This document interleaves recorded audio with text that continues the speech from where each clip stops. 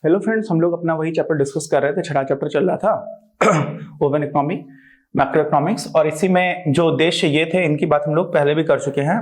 Last दो videos में हम लोगों ने जो बात करना स्टार्ट की थी उसमें कुल मिलाकर के विनिमय दर का निर्धारण कैसे होता है और कौन कौन से तरीके होते हैं, लचीली और स्थिर। ये दो प्रणालियां हैं, दो सिस्टम्स हैं, जिसमें लचीली प्रणाली को बात करके लेकर स्टार्ट कर दिया था। अब इसी में हमें क्या समझ में आया था कि जो बाजार मांग होती है और बाजार में पूर्ति होती है किसी भी तरह की मुद्रा की, वहां से डिटरमिन हो जाता है क्या, कौन सी चीज निर्धारित हो जाती है। डिटर्मिनेशन को मतलब बोलते हैं, डिटरमाइन करने को बोलते हैं, निर्धारण करना कि क्या एक्सचेंज रेट होगा, विनिमय दर क्या होगी।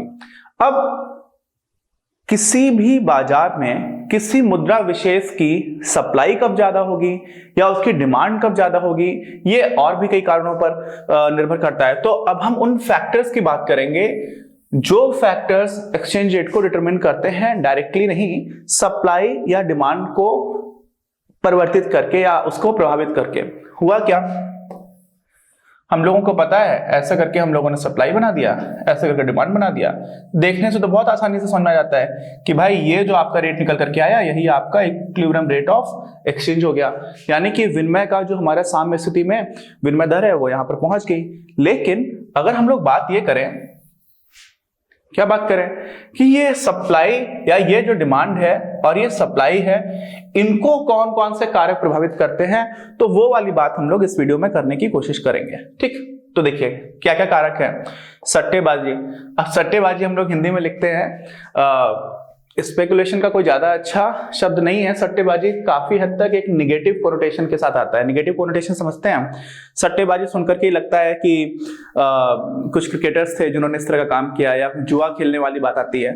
स्पेकुलेशन में पूरी तरह से हम वैसा नहीं बोल सकते हैं। प्रोबेबिलिटीज होती हैं और हम लोग कुछ अपेक्षा कर रहे होते हैं, कुछ हमारी एक्सपेक्टेशंस होती हैं, अपेक्षाएं होती हैं भविष्य को लेकर के कि कौन सी मुद्रा महंगी होने वाली है और कौन सी मुद्रा सस्ती होने वाली है। तो उन अपेक्षाओं के हिसाब से किसी विशेष प्रकार की मुद्रा की ज्यादा मांग होने लग जाती है और किसी विशेष मुद्रा की मांग कम होने लग जाती है। ठीक, और इसी तरह से किसी विशेष मुद्रा की पूर्ति बढ़ने लग जाती है और किसी विशेष मुद्रा की पूर्ति कम होने लग जाती है। कहां पर? बाजार में। पूर्ति कम होगी तो उस मुद्रा का दाम बढ़ेगा, मांग बढ़ेगी तो भी उस मुद्रा का मांग बढ़ेगा। तो पूर्ति कम होना और मांग बढ़ना दोनों ही क्या करते हैं, किसी मुद्रा विशेष की जो प्राइस होती है, जो कीमत होती है, उसको बढ़ा देते हैं। तो ये वाली चीज है। ठीक है, तो जो सट्टेबाजी है वो पूरा उसको सट्टा उस तरह से ना देख करके आप स्पेकुलेशन में क्या होता है कि हम लोग कुछ अपनी भविष्य से संबंधित अपेक्षाओं के हिसाब से कार्य करना स्टार्ट करते हैं जिससे कि फायदा हो, है ना। तो वहां से भी क्या हो जाता है, सप्लाई और डिमांड दोनों ही प्रभावित होते हैं, इन्फ्लुएंस होते हैं। दूसरा क्या है, ब्याज की दर। दो अर्थव्यवस्थाएं हैं, अलग अलग अर्थव्यवस्था में ब्याज की अलग अलग दर चल रही है। भारत में आपको 5% का इंटरेस्ट रेट मिल रहा है और मान लीजिए किसी यूरोपियन कंट्री में 3% का मिल रहा है। तो जब दो देशों में अलग अलग जगह पर ब्याज की दर अलग अलग होगी, और यहां पर ध्यान रखिएगा जो ब्याज की दर की बात करते हैं ना, तो क्या होती है, हम लोग रियल इंटरेस्ट रेट की बात कर रहे हैं। अब आप सोचोगे रियल क्या हो गया, जैसे हम लोगों ने रियल और नॉमिनल, याद है जीडीपी की बात की थी, वैसे ही रियल और नॉमिनल इंटरेस्ट रेट भी होता है। आपको लग तो रहा है कि भारत में 5% का आपको इंटरेस्ट रेट मिल रहा है, ठीक, मान लेते हैं। अभी इस वाले उदाहरण में तो हम 5% रियल ही मान रहे थे, लेकिन मान लिया कि ब्याज दर हमारे यहाँ पर 8% की है, बट 3% तो महंगाई है। ठीक, तो 8 से 3% को हम घटा देते तो 5% मिलता है, ये आपका रियल आ जाता है। ऐसा क्यों करते हैं? ऐसा इसलिए करते हैं कि मान लीजिए आपने बैंक में पैसे रखे, नॉर्मली 5% रियल इंटरेस्ट रेट तो बहुत ही बड़ी बात होती है, मिलता नहीं है, लेकिन हम लोग सिंपलिसिटी के लिए मान लेते हैं। हुआ क्या, 100 रुपए में आप कोई चीज खरीद सकते हैं।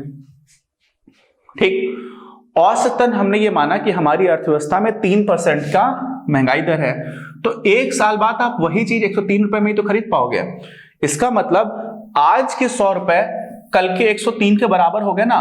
तो अगर आपको कोई एक साल बाद 102 रुपए दे, तब तो आपका नुकसान हो रहा है, कोई फायदा तो हुआ नहीं। क्यों? क्योंकि भाई 100 रुपए की जो क्रय शक्ति है, जो परचेजिंग पावर है, वही 103 रुपए एक साल बाद जो है उसकी है। तो आपको 103 से ज्यादा जब मिलेगा तब हम लोग बोलेंगे कि रियल इंटरेस्ट रेट मिल रहा है। ठीक, तो इसी तरह से लगभग हम लोग बहुत एकदम नेग्लिजिबल कुछ चीजें होती है उसको छोड़ देते हैं मैथमेटिकली। आप ऐसे समझ लो अगर 8% का मिलेगा तो आपको 100 के बदले 108 रुपए मिल गया, लेकिन इसमें से आपको क्या हुआ 103 तो परचेजिंग पावर के बराबर हो गया था, तो जो 5 मिला आपको ये आपका कुल मिलाकर के इंटरेस्ट हो गया, रियल इंटरेस्ट। तो यहां पर जब हम लोग ब्याज की दरों की बात कर रहे हैं तो अगर रियल इंटरेस्ट रेट्स अलग हैं दो देशों में, ठीक, कोई यूरोपियन कंट्री है इटली मान लिया और भारत मान लिया, अब भारत में अगर वास्तविक ब्याज की दर ज्यादा है और इटली में कम है और बहुत सारे बड़े बड़े पूंजीपति हैं, बहुत सारे बड़े बड़े बैंक्स इनके पास बहुत ज्यादा पैसा पड़ा हुआ है, तो वो ज्यादा ब्याज के कमाने के उद्देश्य की वजह से ऐसी जगह पर निवेश करना स्टार्ट करते हैं जहां पर वास्तविक ब्याज की दर ज्यादा होगी या कम होगी, ज्यादा होगी। तो अगर भारत में ज्यादा है तो भारत की तरफ निवेश आने लग जाएगा, भारत की तरफ निवेश आने लगेगा, इसका मतलब क्या हुआ, जो भारतीय मुद्रा है उसकी मांग बढ़ने लग जाएगी और इस वजह से भारतीय मुद्रा का अवमूल्यन होता चला जाएगा, जो उसका मूल्यवर्धन है वो होता चला जाएगा, अवमूल्यन नहीं होगा, वैल्यू बढ़ना स्टार्ट हो जाएगी, अप्रिसिएशन होना स्टार्ट हो जाएगा, ठीक। तो ये भी एक कारक है। फिर आय, आय का मतलब क्या हुआ, किसी अर्थव्यवस्था में जब लोगों की आय बढ़ती है तो क्या करते हैं बताइए, हम लोगों ने 4th चैप्टर में पढ़ा था C = C bar plus small c times y। y क्या थी, किसी अर्थव्यवस्था की आय थी, ये c क्या था, कंजम्पशन था, उपभोग था। तो किसी भी अर्थव्यवस्था में उपभोग कैसा हो रहा था, बढ़ रहा था जब आपकी आय बढ़ रही है। अच्छा, और ये उपभोग हम लोग किस चीज का करते हैं, अपने देश की वस्तुओं का भी करते हैं और बाहर से भी करते हैं। जब बाहर से करते हैं तो उसको क्या बोल देते हैं, आयात। नॉर्मली ऐसा देखा गया है कि जब किसी देश की आय बढ़ रही होती है ना तो आयात की मांग भी बढ़ना स्टार्ट हो जाती है, और जब आयात की मांग बढ़ना स्टार्ट हो जाती है तो आप सोचिए आयात का मतलब क्या होता है, आप किसी विदेशी वस्तु की मांग कर रहे हैं, निर्यात भी बढ़ रहा है। अब आपके देश में तो आय बढ़ गई, बाकी दुनिया के मुकाबले, मतलब बाकी देशों की भी तो आय बढ़ सकती है, अगर बाकी देशों की आय उतनी तेजी से नहीं बढ़ी जितनी कि आपके देश में आय बढ़ गई है तो आपके देश में आयात ज्यादा मांग करने लग जाओगे, और अगर आपके देश में आयात की ज्यादा मांग होगी तो इसका मतलब जो भी विदेशी मुद्राएं हैं उनकी ज्यादा मांग होगी, और इसका मतलब विदेशी मुद्राओं का मूल्य बढ़ने लग जाएगा, या फिर विदेशी मुद्राओं के सापेक्ष आपके देश की मुद्रा का मान कम होने लग जाएगा। तो यहां से क्या समझ में आया, आय अगर बढ़ेगी आमतौर पर तो आपके देश की मुद्रा का मान कम हो जाएगा, आपके देश में ब्याज दर यानी रियल इंटरेस्ट रेट अगर ज्यादा होगी तो आपके देश की जो भी करेंसी है उसका मूल्य बढ़ने लग जाएगा। यहां पर उल्टा हो रहा है। सट्टेबाजी में क्या होता है, सट्टेबाजी में तो ये होता है कि अगर आपको ये उम्मीद है कि डॉलर महंगा होने वाला है, महंगा होने वाले का मतलब क्या हुआ, आज डॉलर मान लीजिए मिलता है 70 रुपए का, मान लेते हैं, और आपको ये लगता है यार 2 महीने बाद 75 रुपए में मिलेगा, तो आप क्या करते हो, आप अपने सारे रुपए बदल देते हो। 70 लाख रुपए आपके पास था, आपने 70 लाख के बदले 1 लाख डॉलर खरीद लिया, ठीक। अब इस 1 लाख डॉलर की वैल्यू 2 महीने बाद कितनी हो गई, 75 हो गई, तो आप क्या हो जाएगा, आपको 5 लाख का इंडियन रुपीस में फायदा हो गया कि नहीं हो गया। तो अगर आपको ऐसी अपेक्षा है, आपको कुछ ऐसा इंट्यूशन आ रहा है, आपकी जो जानकारी है उस हिसाब से आपको ऐसे संकेत मिल रहे हैं कि ऐसा होने वाला है, तो आप क्या करोगे, डॉलर की मांग बढ़ा दोगे।